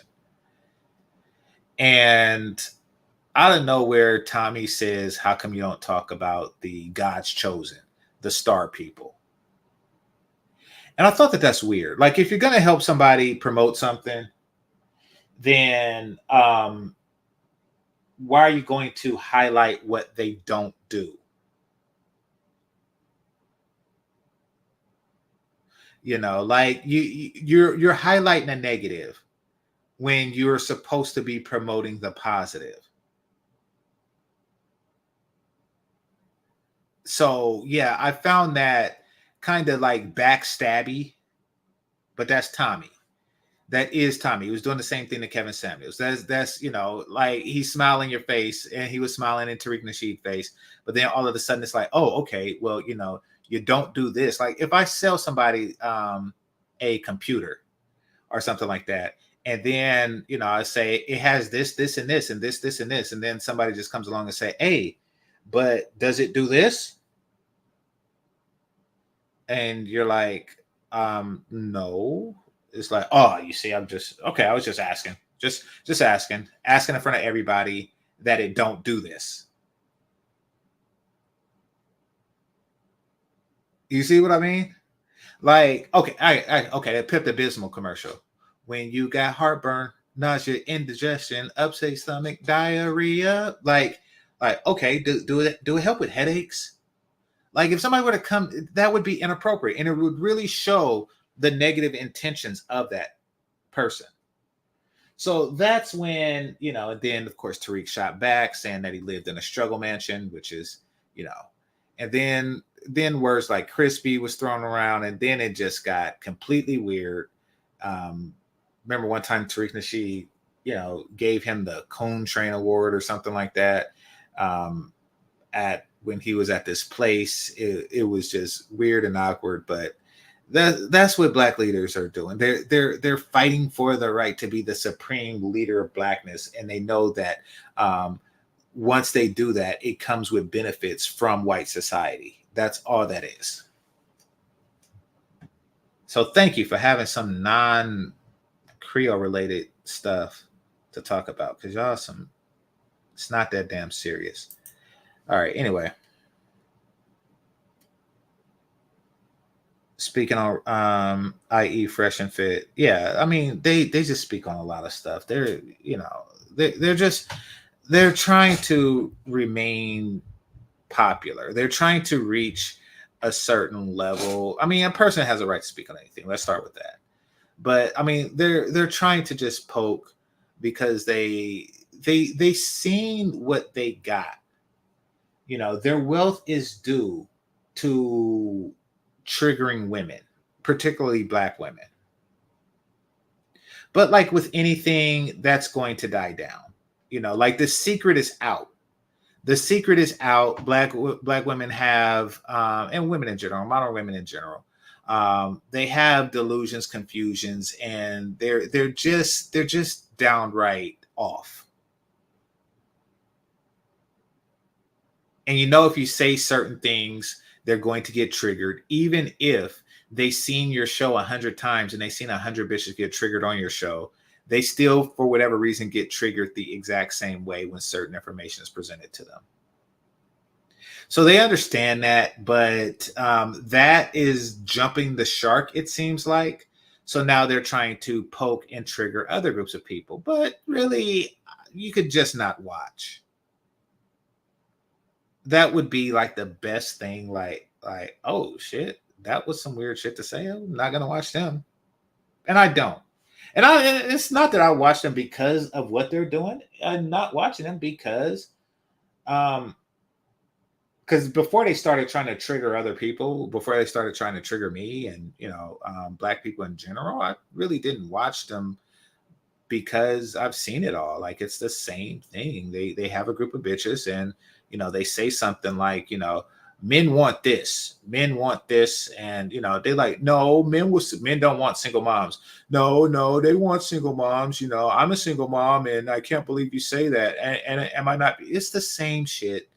It's just not for me anymore.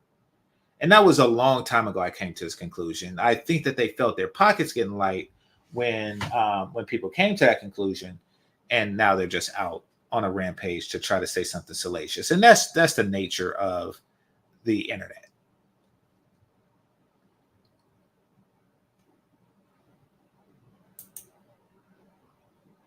Africa is divided within itself, a continent full of ninjas who can't get their ish together. Well, they slowly are, but I'm not going to ignore the divisions within it. Absolutely.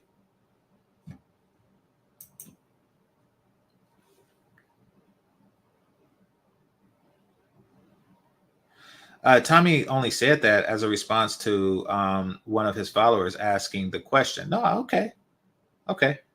That wouldn't be something that I do. If I know somebody is promoting something, then I'm not going to highlight the negatives of that. I don't go into a restaurant, and if I was offering a platform for a person to promote a Black-owned restaurant, and they say, it's a barbecue joint, and they say, yeah, we got barbecue ribs, chicken, we got barbecue beef ribs, we got barbecue, we will even grill a steak for you.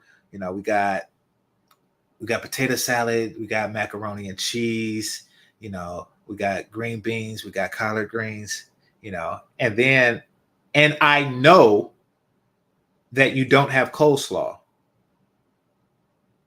I know that you don't have coleslaw, or I know that you don't have okra. And then all of a sudden, like, hey, wait a minute, do you have okra? Like, no, I don't. Like, oh, you telling me you don't have okra? Because then the focus moves away from what you have versus what you don't have.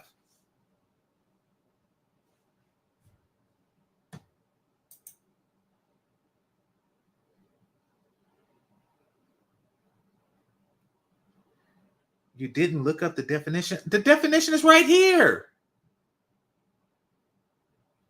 What in the hell is wrong? Why are you stuck on this? What do you mean I didn't look up the... Oh, hold on. Gosh, now it's getting weird now. Hold on.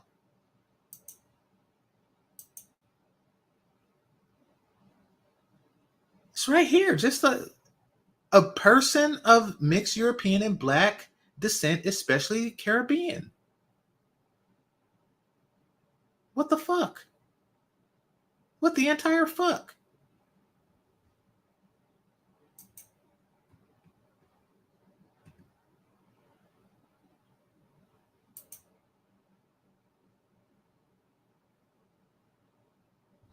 Holy crap. Holy crap. I just said what it is, and it aligns with the definition. I'm saying he don't look Creole. And he definitely doesn't look like he's mixed with European. What in the entire fuck? Okay, so whatever. It comes from the... Listen, the statement is, Oshay does not look Creole.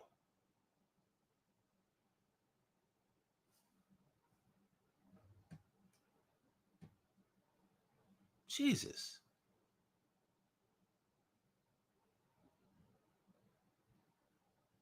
All right, let me get off this. Tommy only said that as a... Oh, yeah, I already read that. All right, let me see. Something else. It was getting on my nerves. All right.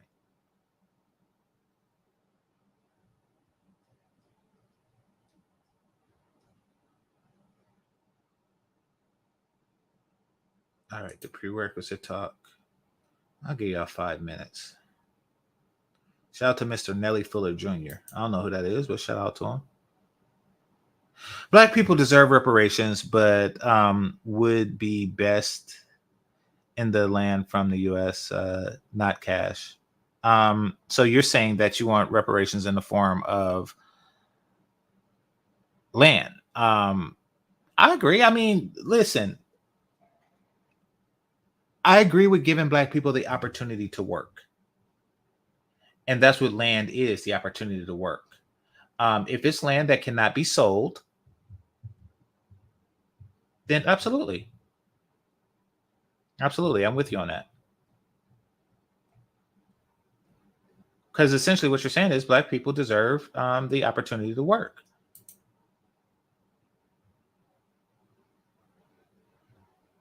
Financial literacy is a scam, is already a scam anyway. It depends. It definitely depends on the level of education that it is and what the intent is. If you have like a credit union or something like that, that's trying to teach you the responsible way to do debt, and really the most responsible way to do debt is to avoid it at all costs, but they're not going to tell you that. Yeah, it can be considered a scam. Absolutely.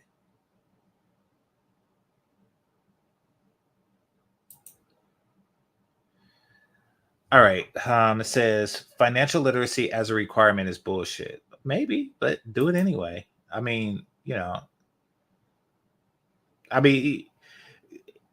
sometimes you got to do bullshit if you want stuff. It's called work.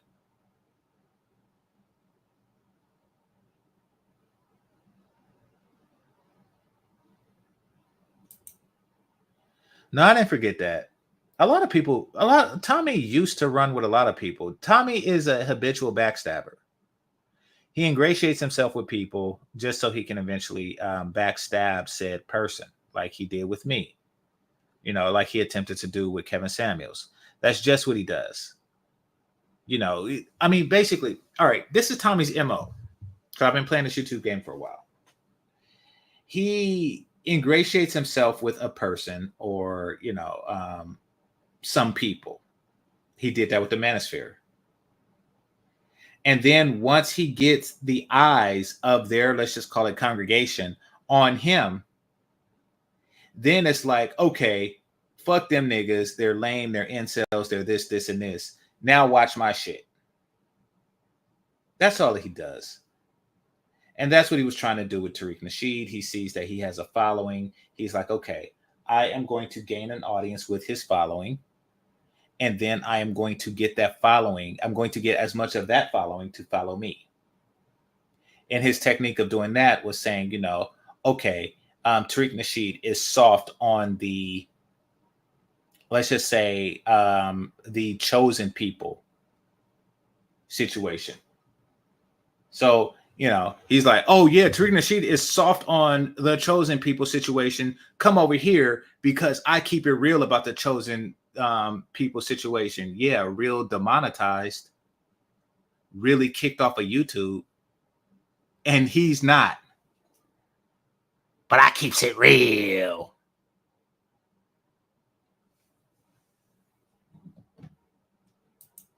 Danica Marie, greatly appreciate you.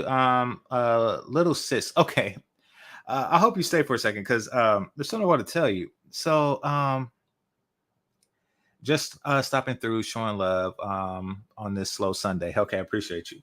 So I was on a woman's chat room, I think it was yesterday, and your name came up. And it wasn't that she was talking crap, but it's really, her name was Lashida for you, I think, something like that. It wasn't that she was talking crap, it was really that she didn't understand you. And she said something about somebody, and she thought that I was talking crap about you. I was like, listen, I'm never going to say anything bad about Danica, on a platform like that. I don't do that. I don't talk about her behind her back like that. And we had our disagreements in the past, but it was just interesting. So, that your name came up. She really didn't understand you. I asked for the link to come up. She thought I was going up there to talk crap about you, but I was like, nah, you just don't really understand where she's coming from. So yeah, that was a thing that just happened yesterday. So your name did come up. Her name is Lashida. I don't know how to spell it. For you. It's a small channel, but yeah, that actually happened. So she didn't know that you and I were cool.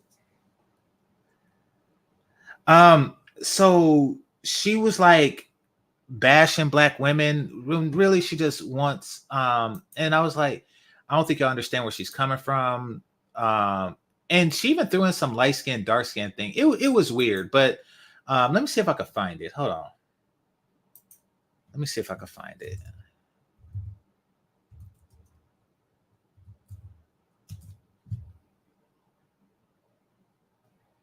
Oh, here it.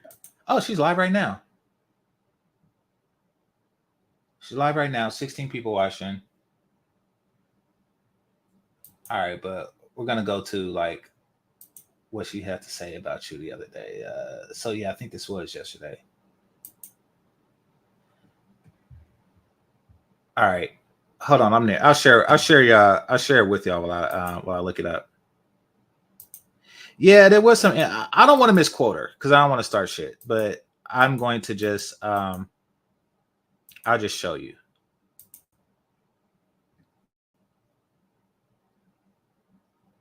All right, so let me just look here because she had your thing on and everything. The black sector.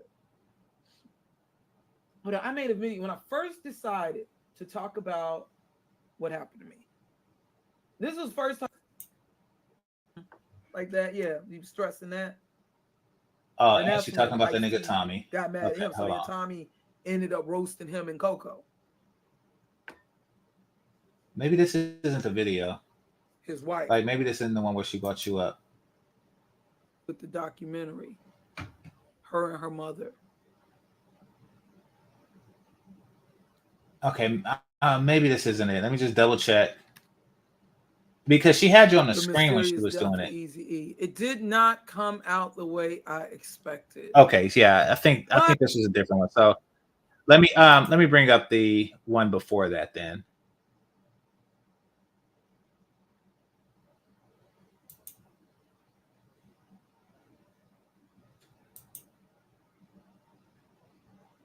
All right, let me share screens.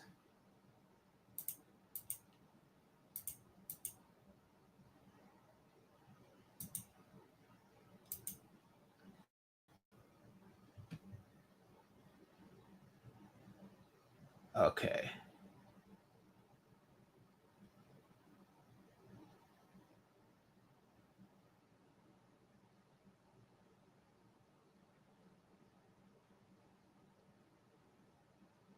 All right, hit that like button while I do this, y'all.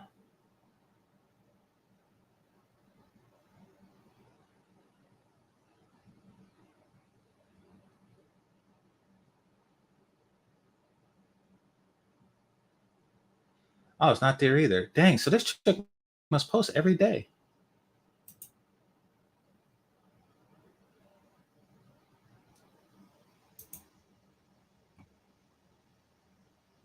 Oh, okay. So y'all gotta forgive me. Sometimes I'm slow, especially when I don't eat. I should really just look at the ones where I have a red bar and where it has a red bar at the bottom, meaning I already looked at some of it. All right, so is it this one?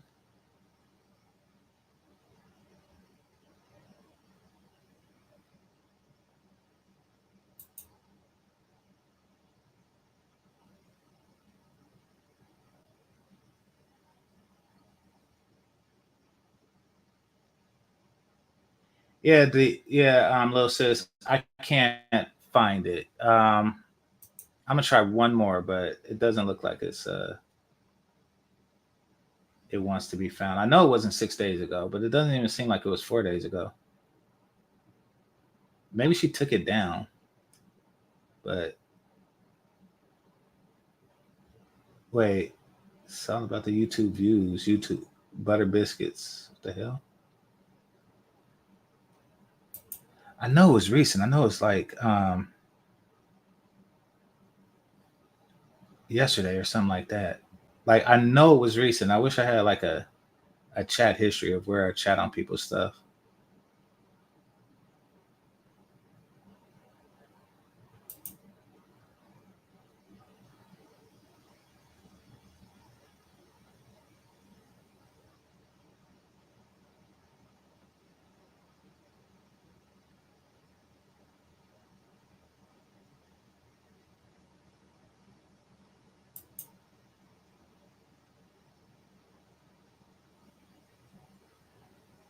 Maybe this is it. Here, let me give y'all some volume. Videos back because they were saying, yeah, somebody went as far as black women throwing pity parties. That's why I don't like when I hear the colorism crybabies. Well, this sounds like it. This sounds like. So I did this video here.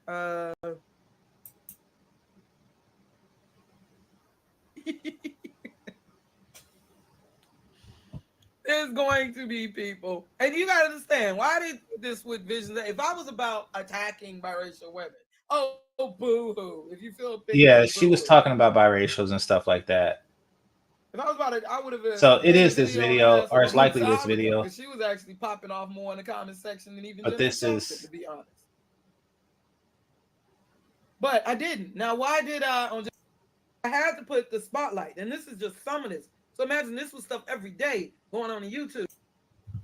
Okay, it's here, but because it's so large, I can't find it. But yeah, it was there. But anyway, yeah, it was there. I was there, and what you type in, I see it was confusion. But I don't think she means anything bad. She just didn't understand you. That's all I want to say about that. Losing somebody who was like a father to me. But anyway, I want to thank everybody for participating. Thanks for thank Danica Marie for her donation and stopping through. And yeah, this is GameChanger 00100. Game over. Because I do have plans, even though I feel this pressure to keep it going on the ranch.